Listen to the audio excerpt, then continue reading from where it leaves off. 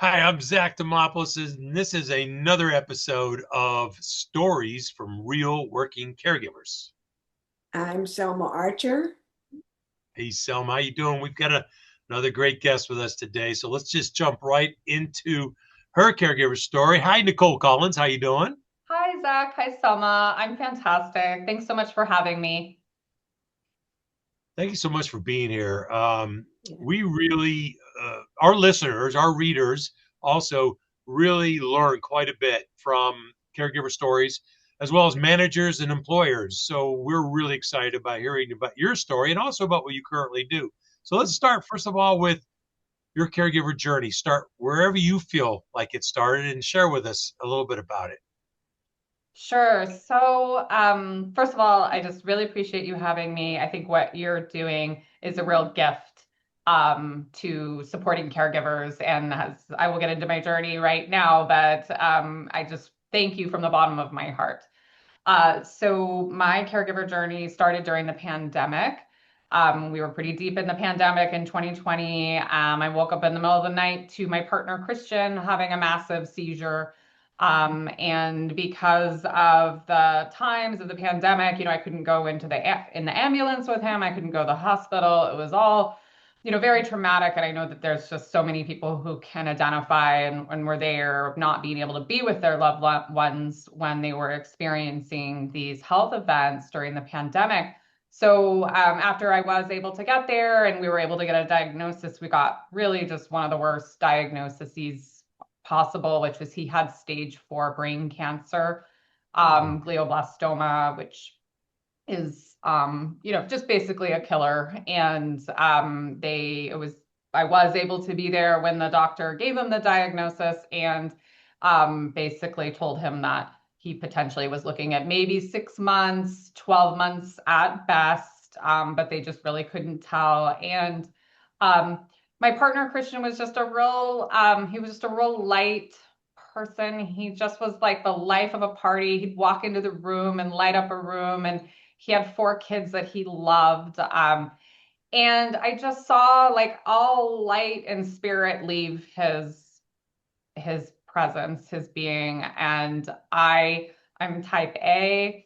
I'm not a quitter. I'm a control freak. I mean, you name it. I was working an executive marketing role at the time, and I just resolved that, I was going to personally beat this. And I didn't, if he didn't want to be a part of that, but I was going to work my tail off.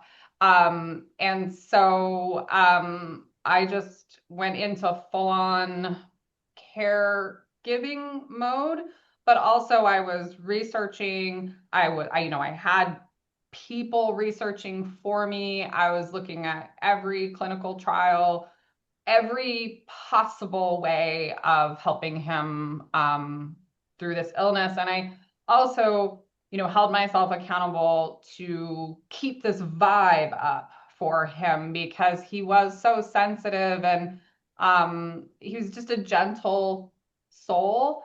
And so I sort of took this on of like, every day it was my personal responsibility to keep up this vibe. And like, we were going to not necessarily win. I don't love the battle metaphors with cancer, but just that we were going to tell a different story. That this story of the 6 to 12 months was not going to be our story, and I was not willing to accept that. But glioblastoma. There's a few survivors that I tracked them all. I knew every single one of their stories every day. oh. And so it ended up being a very difficult last year. He did, beat the odds. I hate to even say it like that, but he lived about 22 months. And it was really up and down. We did so many different treatments. So I was working full time, but also transporting him, being with him in treatment. In our last 10 days, we moved into a hospice facility. And I slept in the room on the pull-out couch for 10 days, and barely left his side for those 10 days and was with him when he passed. I'm so thankful to everybody who works in the hospice. If anybody who's in hospice care ends up listening to this, I mean, I just thank you. You are all angels. So I think Amen. that's probably Amen to about that. it. Well, first of all, thank you so much for sharing that story, and so sorry for your loss. Christian sounds like an amazing, incredible man. Um, um, I love what you said about the battle metaphors. You're not the first person I've heard that from. In fact, one of my best friends, who this Valentine's Day will be his 2 year departure from this physical world, and he always would cringe when people would say, "Oh, he lost their battle, she lost their battle," and he would always say, "Who said I lost anything? I didn't lose anything. I didn't give up on anything.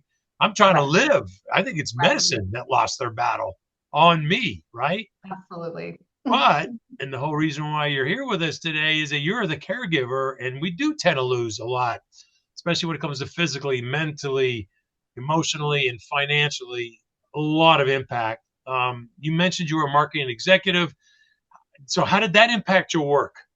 And what did you do about that? Yeah, that's a great question. And of course, I like to think that it didn't. I like to think that I did a great job at everything.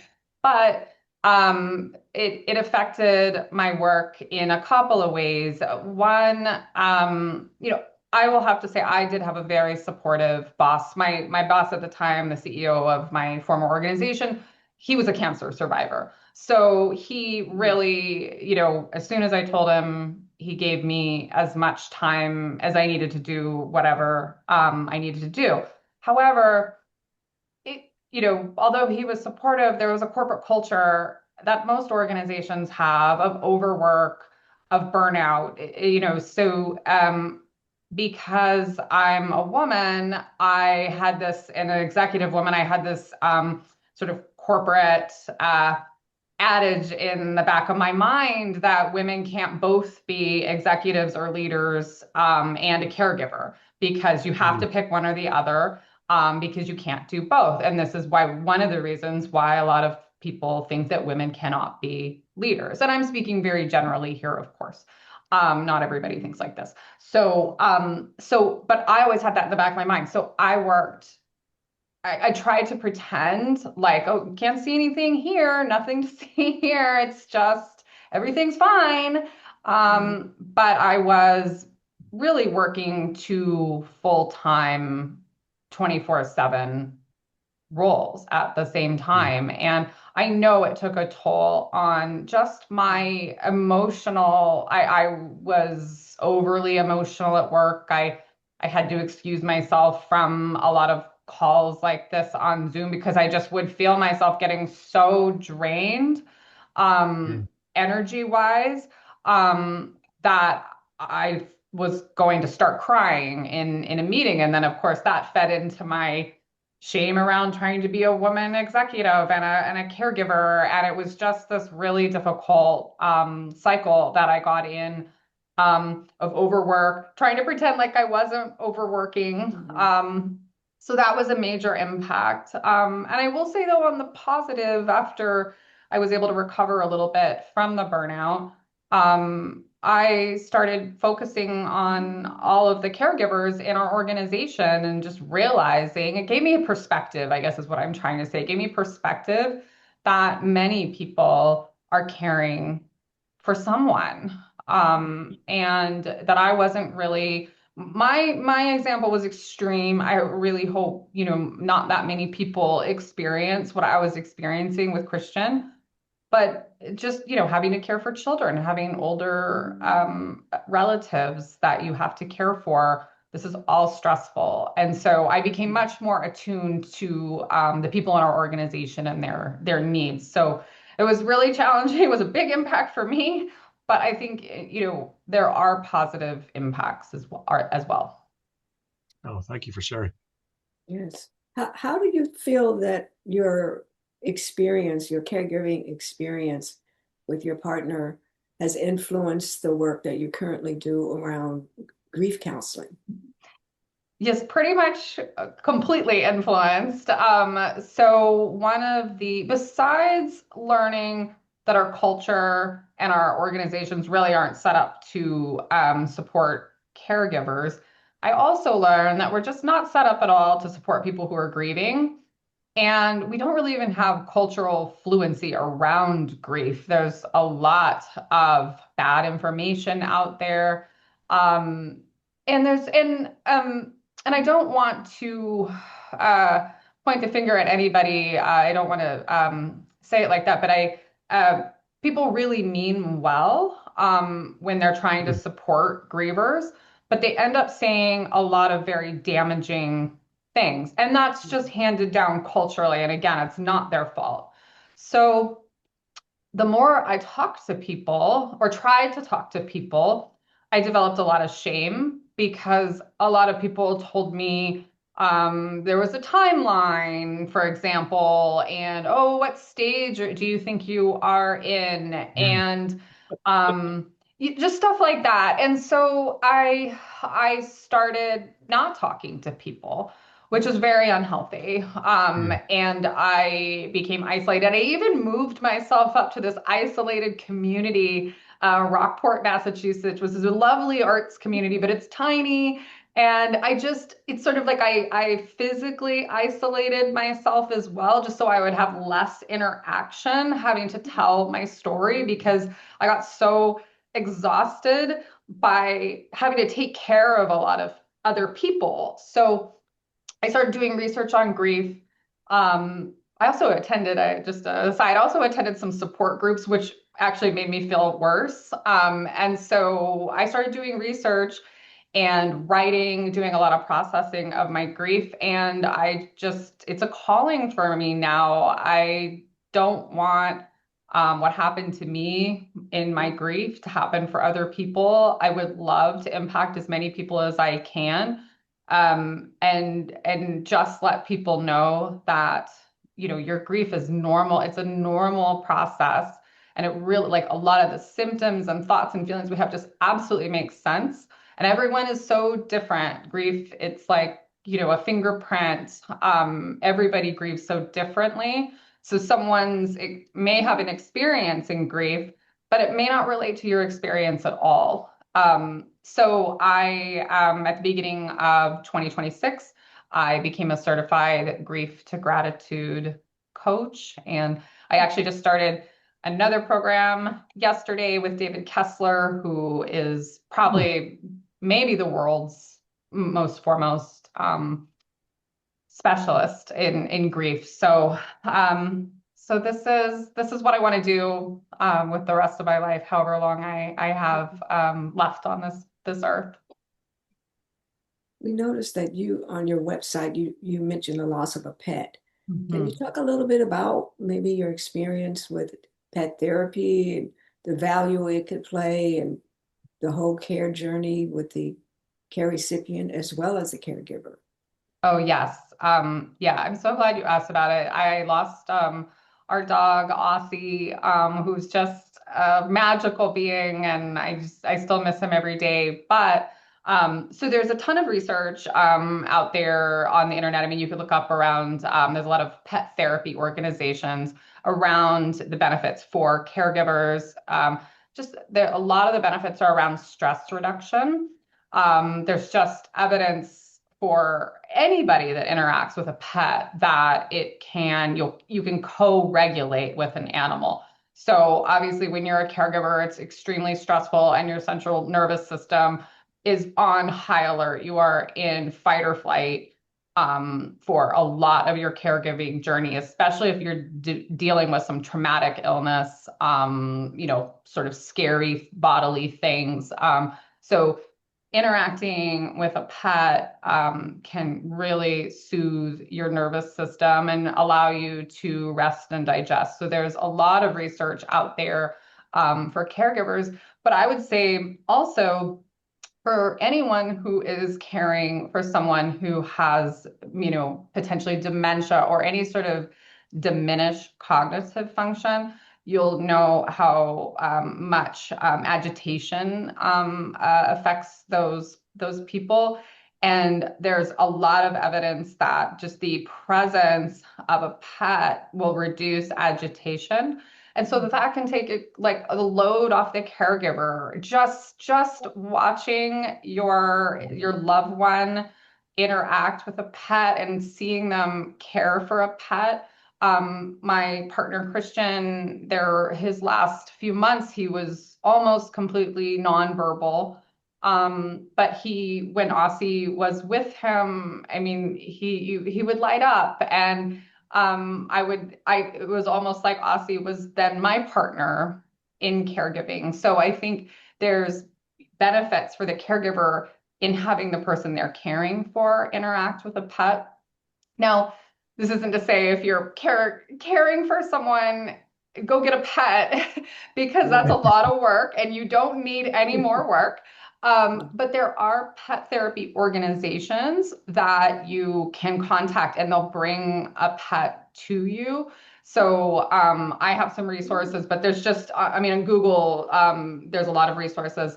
And then this is going to just sound silly. I mean, hopefully not silly, but going for a walk as a caregiver, I think is one of the best things that you can do, and as a griever.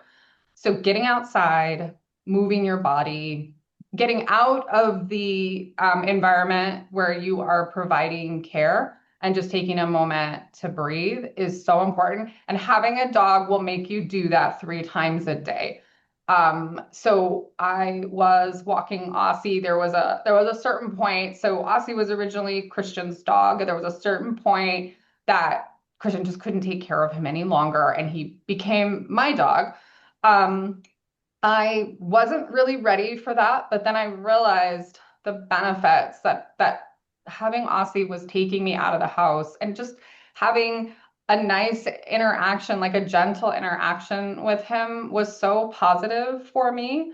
And then when Christian passed, I went back to my apartment, which was now without my partner, but Aussie was there. Um, and it was just, I hugged him and cried on him, and he was such a source of comfort for me. Yeah, that's great. And you mentioned earlier the time you spent in hospice with Christian. I remember when I spent time with my mom in hospice before she passed away. At a certain time every day, they would bring pets through Mm-hmm. to spend time with the patients, and you could just see her just light up as she was petting on a little puppy or a kitten, or you could see it. She wasn't verbal at the time, just like Mm-hmm. Christian, but you could see it made such a huge difference. So thank you for Amazing. sharing that. Yes, of course. Yeah, and sorry for your loss for Aussie. Thank you. Sounds like you and Aussie made actually a really good team for Christian. You We really, really did. did. I love. I'm glad someone mentioned your website because I love, and I'm going to it right now. But I love what you say under pet loss. You said pets are more than just animals; they're part of a family. Yet when they pass, Yeah. you expect to go to work the very next day. I'll never forget this. When I was a sales rep, a new young sales rep, and my sales manager called me in the one morning out of the blue. Usually he gives you a week advance notice that he's going to come work with you because he doesn't want to surprise you. He told me, "Look, do you mind if I just come spend a day with you? My dog passed away last night," and he knew how much dog lovers my wife and I were. And so he came. We made a couple of calls, but we just went to a place for lunch and just talked for 3 hours just Oh, about his dog. You need that, right? You absolutely need absolutely. that. So I Absolutely. really appreciate it. Sounds like you've brought a lot of your lived experiences into the work you're doing today. Sounds Yes. like you've really found a great role. One more thing I really like about your website, you say, it's a big headline, all grief is real grief, yours included. Yes. Can you say a little bit more about that statement? Because that's powerful. Oh, absolutely. We were talking a little bit about this before the call, but one of the challenges that I experienced and a lot of people experience is during the pandemic, when this was happening to Christian, there was so much going on in the world. I mean, people were dying every day. I don't know if you remember the news at night would Oh, read the names of all the people who had passed that day. And so then to, tell people that, oh, well, Christian's in the hospital, it just seemed very, it wasn't in proportion to the massive loss and that was going on. So I felt sometimes shame sharing what was going on. And especially right now, there's so much going on in the world that if you lose your dog and you feel really sad, it's sometimes hard to say to other people, Yeah. hey, I lost my dog. I feel terrible. And they're like, well, at least you're not in a detention center or, whatever the at least you're not, at least a lot of people say, well, at least you're healthy. At least you have your health. And there's always this, at least you.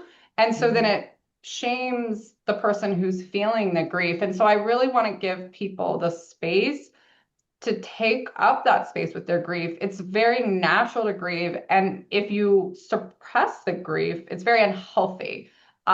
So, despite what's going on in the world, your grief is real and you get to take up space with your grief.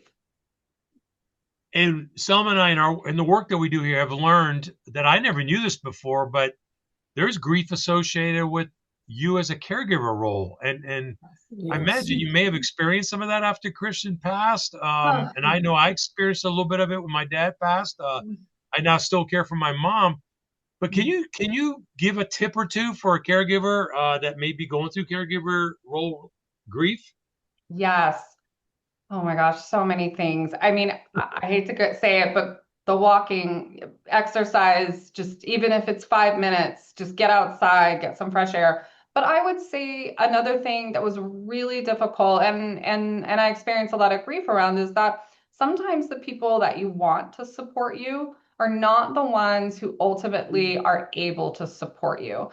And it's Right. really a tough lesson. And I'm sure you both know about this, but there are people in your lives that you're very close with. And then when then something like this happens, and you kind of keep asking them to show up for you, but they just are not able to.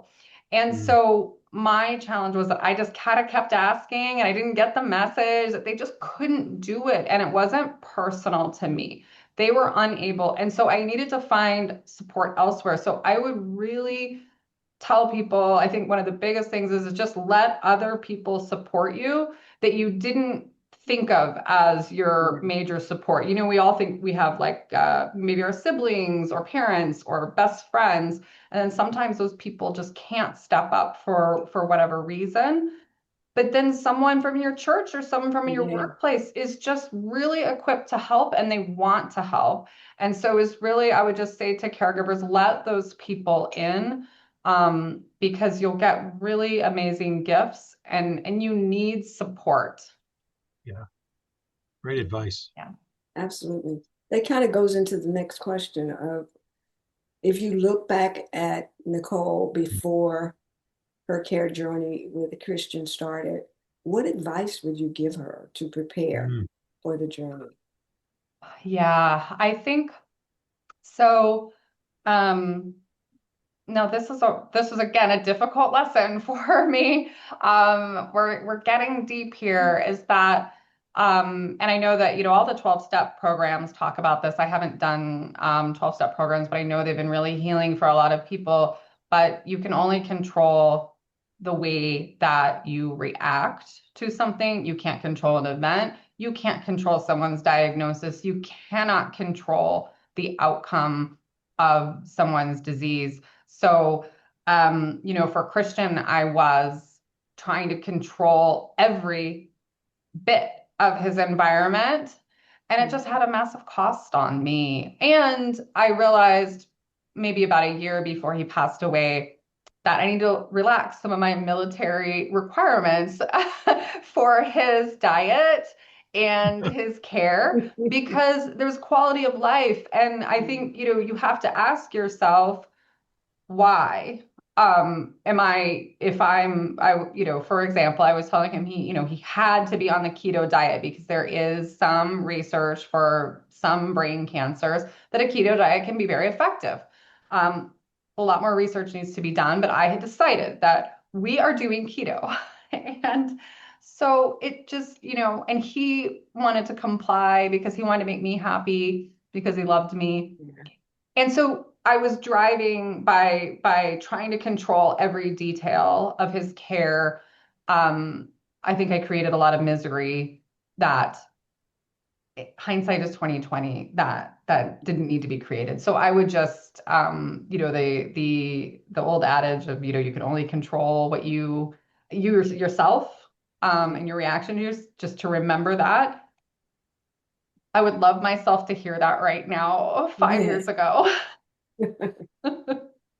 Oh, you've got to give yourself a little bit more credit than that. I think you're less a control freak and more of an effective controller. And sometimes Thank our you. Yeah. controls, yeah, right. I mean, control freak doesn't give you justice to Thank you. all the work you did as a caregiver. Speaking of, we got to wrap up, but Yeah. please, well, let's finish with you sharing with a working caregiver right now who's either Yeah. reading this or watching this. What is a tip?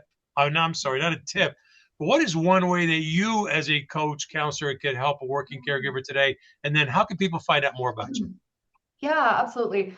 So I think the key thing how I could help working caregivers is, and I would have loved this for myself, is to start preparing for grief. Because when you Mm, are caring for someone, and especially again, if they have any cognitive decline, you've already lost that person. And so you're experiencing a lot of grief while you are having to caregive. So you've lost some of your connection and you're grieving that. So I can help support caregivers dealing with the grief that's kind of ambiguous grief because the person is still there physically, but a lot of the connection and the activities that you did together are no longer there. So there's grief there.